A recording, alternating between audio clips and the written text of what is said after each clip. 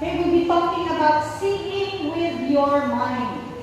Seeing. Kung saan ang seeing? Pagkakita, makakita. With your mind. Sa imo, una-una, may mga makakita ba ako una-una? Yes. Ako nga-explain sa inyo further, okay? Ang duha ka words. Number one, explain ako sa inyo ang logos. Ang meaning sa logos, logos. Logos meaning ang sinulat na tulong sa Diyos. The written word of God.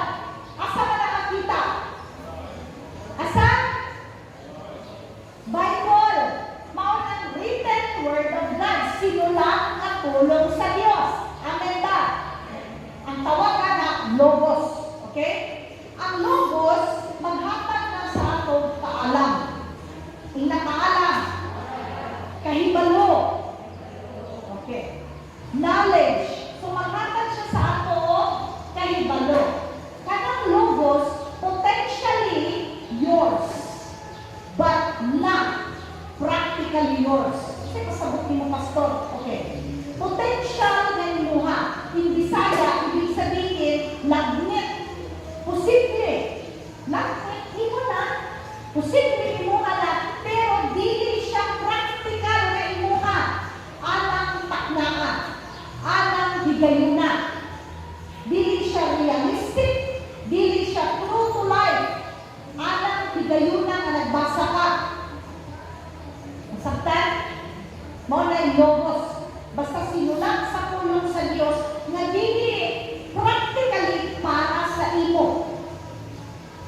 Kung ako masagot, pastor, okay, muna paminaw. Nga word, rema. Inarema. Kung saan ang rema? Ang rema, mauna siya ang binasig na tulong sa Diyos. Inspired word of God. Kana siya, imo ng dawaton ang tulong sa Diyos, human, mahimo ng buhi sa imong kasing-kasing. Unya, madasig ka. Kay mauna ang imong gikinahanglan madungog. Anang imong sitwasyon, anang taknaan. In English, when you take the written word of God, it becomes alive in your heart. And then you become inspired because it is for you. And it is what you needed at the very specific time. Ang rema word is ibig sabihin ang Ginoo na istorya nimo. It is the word of God na walang iguhan ang uwi. O yung ka, pastor, rema kayo sa kuwawali kanina. Swak kayo, igo kayo ko. Mo na yung rema.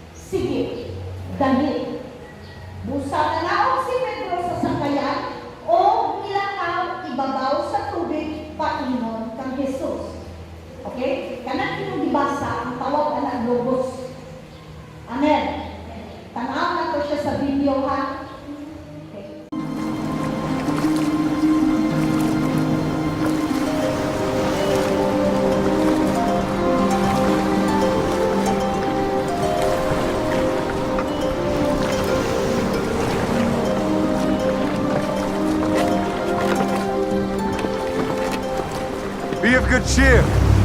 It is I. Be not afraid.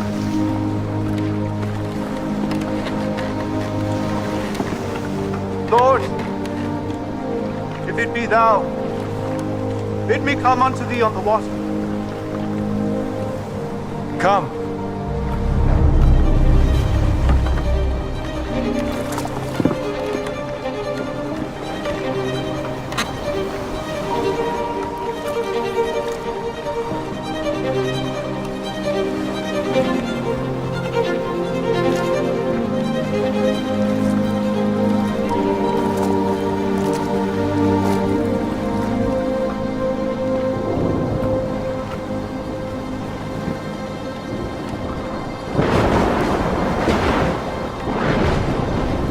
Lord, save me.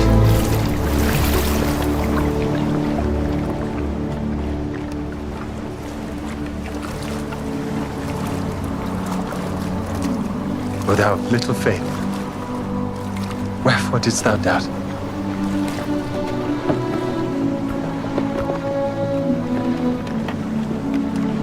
Of a truth, thou art the Son of God.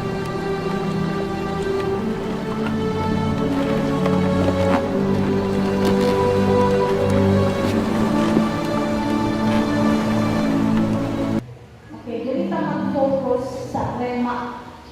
Di ba? Gihangyo yun ni Pedro si Jesus sa rema word. Kanang word na para yun sa iyaha. Ingon siya, Ginoo, kung ikaw ka na, paanha ako diha, kanito nga maglakaw usab, ibabaw sa tubig. Asa ang rema? It's a specific word to a specific person at a specific situation. Para na klaro din na siya magpulong para sa klaro na tao, para sa klaro na kahintang. So, dili tanan pulong sa Dios ni anak na yung basa nimo, ay, sundugon ako ni, ay, ako ni, dili. Kung wala na siya magdasin sa iyong kasing-kasing, na ma-feel din mo mag-istorya doon ka sa Diyos. Muna mo ingon ka, muhila ka, mayroon kang ang buhanan mo. Mauna ang rema. Si Pedro, wala nilangaw sa tubig, kaya nakabasa siya sa scroll sa unang panahon ng mga Israelita naglakaw pagbuhak sa Red Sea. Nakagawin nilang group. Buhat ko ani kay Igsoon na ay nagitabo anak mga pastors sa laing nasod. Sa Korea ang nagitabo sakay silang bangka sa gabi human silang tulog i-practice nila ilang faith. Nanaog sila sa bangka o naglakaw sa tubig. Namatay ang tulog na pastor. Kasi tawag anak stupid faith. Wala sila nagbulang sa rema. Nga klaro para sa isa na tao, kanak na pulong para anak na sitwasyon. Di ba? Muna ka matingala na, ano pinatubad ako pag ako na siya claim or promise? Kinahanglan bila siya na rema na siya sa imuha. Ang Ginoo yun ang istorya anak sa imuha. Then mag-claim ka anak. Then I'll teach you kung saan ninyo ang inyong pagtuo, kamina mo, kung saan ang inyong pagtuo, mubira, mukuha sa gahong sa Diyos. Amen? Mapagawas. Pinaagi sa inyong pagtuo, mugawas ang gahong sa Diyos. So number one, kinahanglan makasamot sa kasa, rema word sa inyong. Okay? Klaro ka kulong, klaro ka tao ang istorya, o klaro na kahinta. Okay. Wala, dyan kaya si Pedro, nagsunod-sunod lang, kay nabasa niya, nadumog niya, ningon siya, Ginoo, ikaw na, ikaw ko. Ano ko yung rema? Dali. Okay? So, ingnan ka sa Ginoo, mamalagad ka. I will tell you more. Okay? Nauna ko sa akong notes. Sige. So, karon, muna na, si Pedro lang yun ang nigawas sa bangka.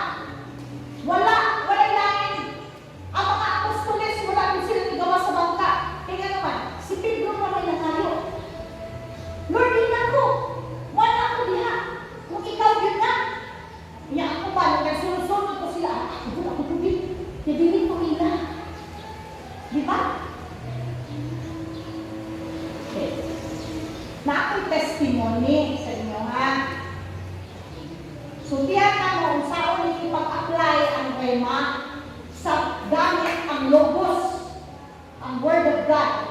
Okay. Nagdako ko, pagsugod na ako sa Love the Children, uban sa inyo nakaduhod naman ni 1,000 times. Sige, ako lang yan kung isultihan, mas pa kay Naida ng bago. Okay. Nagdako ko nga ang mama, gibalik niya ang iyang anak, tulong 500.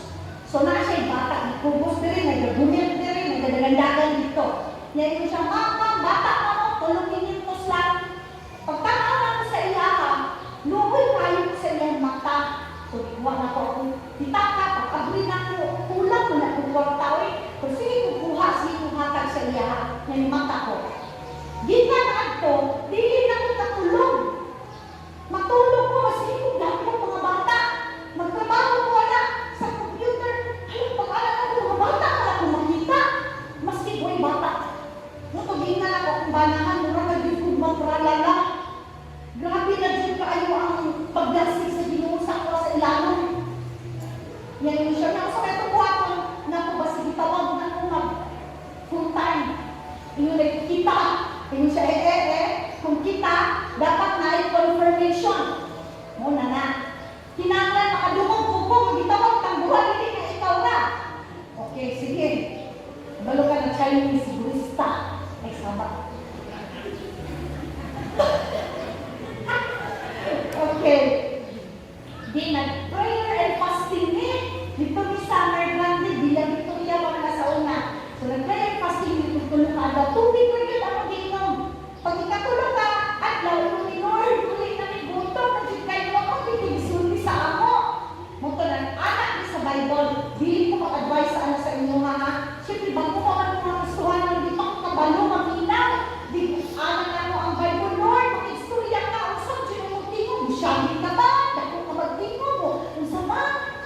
Anak ni sa Bible ka, ukap na mo, mau na ang logos, nakita na mong logos, pagbasa na mo, rema na. Okay? Isaiah 54, 1 to 16, ang hulog sa Diyos. Diri sa kuha, sa among duha, sa kumbana. Kaya nag-agreement ni nga mag-prayer and fasting. Okay. Ingon diri explain ako sa inyo ang atong nahimong siyang rema sa akong kinabuhi. Isaiah 54, 1. Niingon ang Ginoo, pag-awit o Jerusalem, ikaw nasama sa usa ka babaeng baog. Pag ikaw babaeng baog, kuha, naman ko'y anak duha. Ang pasabot sa Ginoo. So, dili na niya kung Ginoo ko, ang istorya din ako. Eh, wala na ni anak duha ni Moni. So, diha-diha mo siya na babaeng baog. Because nag-istorya ang Ginoo sa karon. Karon, hindi siya pag-awit o paghugyaw sa kalipay. Ikaw mawala ngayon makasinati sa kasakit sa pagpanganak. Wala ko kasinati, sakit, sukad ng ninyo, hindi ba kay wala ko ni anak duha. Tungkol kay bisan biniyaan ka. Bago tayo, tingon ko, ano? Grabe, kabalog yung Ginoo na pinag istorya ba? Bigyan ako ba na? Gisinunso ba kaya ako na ninyo? 7 years may off and on. Bigyan ko niya 7 years. Hingan ko din biniyaan ka. Mas gaghan pa niya ang imong mahimong anak kaysa mga babae nagapuyo uban sa iyang bana.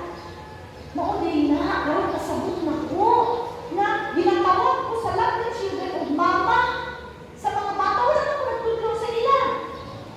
Human ang mga BLC ng mga bata, mama diyan ko nagtawag sa ako. Ay, maunay ay saad sa Diyos sa kuha na madaghan pagigay ang akong mga anak. Praise the Lord. So, ang rema, gidasig ko sa Diyos na maghugyan o maglipay. Amen? So, nahimong rema sa ako ang tulong sa Diyos. Sa Isaiah 54, verse 2, ingon siya, padaan o liguna ang imong puloy-anan. Ayaw kong ni ang pagpalakan ni ini, kay padaan ang imong mga uklanan. Tanawa mo, nagpuyok ni Tony, 100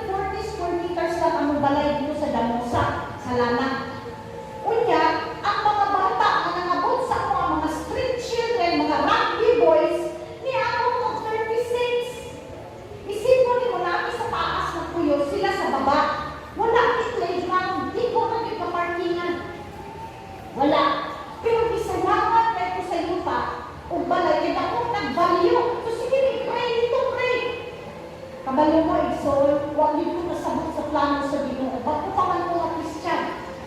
Oh Lord, ayaw yung taong Ginoo nga, mawala na ang balasa naman yung mamuyo. Kamalungay soul, kung di ay nagpagaling-galing ni, wala yung kamalungay, ang dapat din sa Ginoo, 8,500 square meters, hapit usa ka hektarya. Gikan ko sa akong 140, maudin na, ngayon siya ayaw magpugong.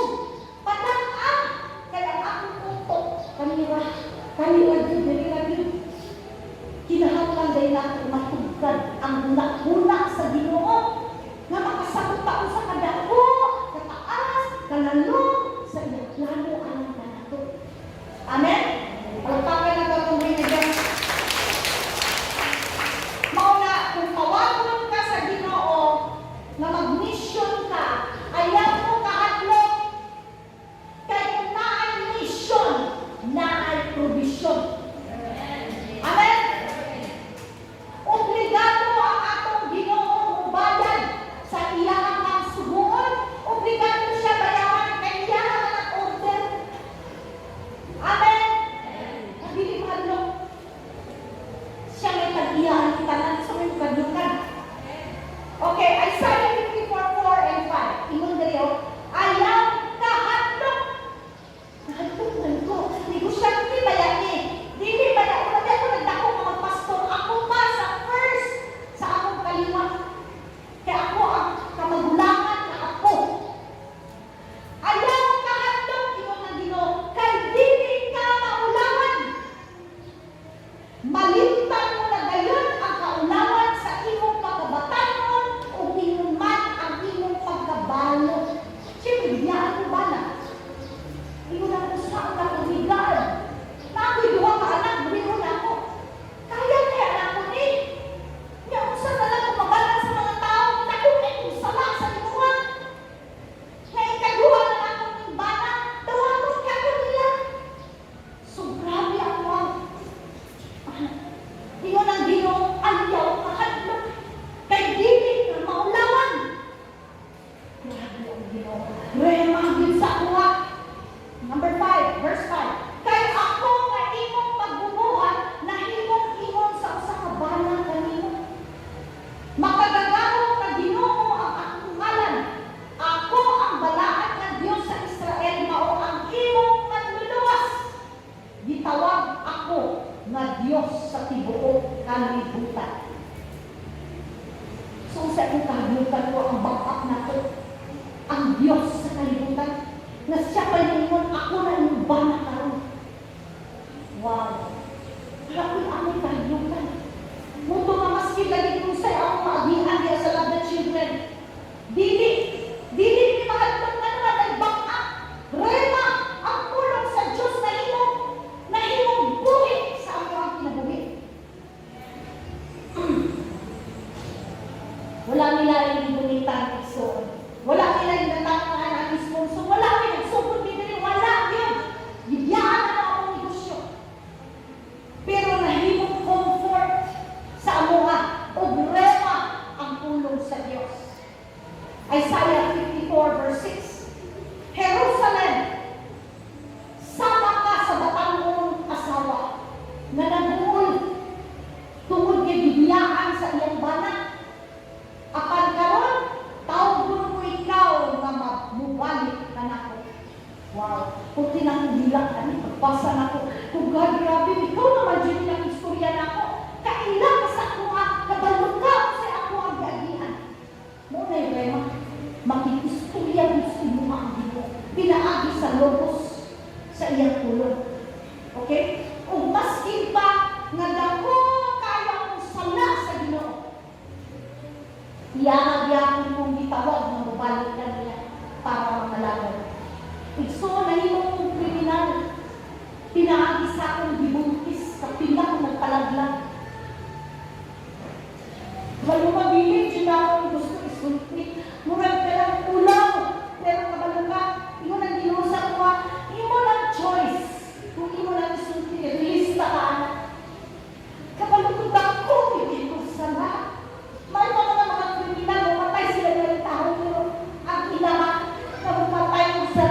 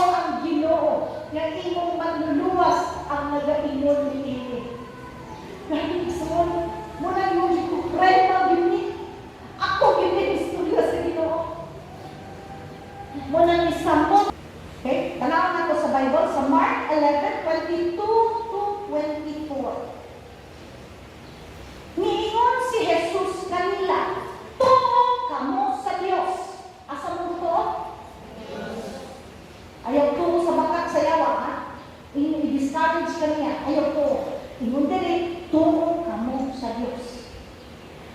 Next, ang tinuod, kung may pagtuo kamo, makamando kamo ni ining bukid. Balhin ngadto sa dagat, o kung nagatuo kamo na kini mahitabo, o wala kamo magduha-duha, matuman ka na, sumala sa inyong gisulti. Busa, sultihan ko kamo na bisan unsa ang inyong pangayungon sa Dios.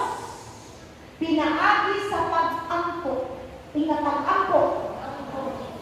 Tumuhi na nadawat na ninyo.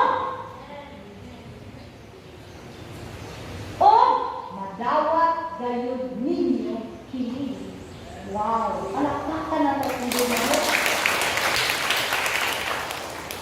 So, yan na, believing is bringing the future things into your present situation. Ang pagtuo, mauna ang magdala sa mga butang na imong gipaabot diri sa imong kahintang. Usa na na, kalangitan. Maayo na ka, kinakay sakit. So, nakita mo mo, nakalakaw na ka, maayo na ka, normal ka na, nakita na mo na, pero future pa na, umaabot pa na. Kalangitan, gusto kag balay, kaya ang imong balay, buslot, daghan na kay payo, susunod sa balay, ang payo, buslot po. So, gusto na bigkagbang mo ang balay. O, simple lang yung faith. Ang katong future na gusto ni mo nga kulagway, isang klaseng katong mo gusto. Siyempre, mga yung klaro, di ba? Hindi mo ka, sige lang, kung saan nagpihatan. Sige ka. Sugod ka, tagal-agad sa ako. O, itabil niya. Igsuot pa kayong tao sa Ginoo. Amen? Kabalo mo akong bana, nag-drive na siya sa unang muntikab. Muntikab na mo. Gamay kayo. Yung tao ako sa iyahan ko, honey, bagay na talaga mag-drive ng malaking sasakyan. Ikaw nakikita ngayon, mag-drive ka ng malaking sasakyan. Ang lamig na sasakyan natin. Nagbasa kayo ng singon doon. Hindi, tayo muntikab. Pero ang lamig. Bagay na talaga. At hindi mo parang matangka ko sa'yo mag-drive sa amang isusun. May po, mauna yun na ako nakita. Kanak yun sa nag-drive. Ako nakita ang nag-drive dahil. See, ang imong pagtuo, di ay mulang sa inyo. You have to see it with your mind. Amen? Dili ka pwede ipadangin. Kailangan binibig na yung permit. Makita ka sa iyong balay na nindot nag-atos. Makakita ka na. Muna mo ang ipakayo sa Ginoo. Tagaan ka. Ano mo problema makakasimuha? Ako kung kailang problema na ni Lord. Basta ka na, hindi pang pakialaman si Lord. Grabe ka naman. Di ba? Ihatag ka sa Ginoo. Okay? Kailangan din mo gamiton ang imong imagination. Kailangan mo i-visualize na makita sa imong huna-huna ang imong gipangayo. Seeing with your mind. Amen? Hindi ka magduha-duha.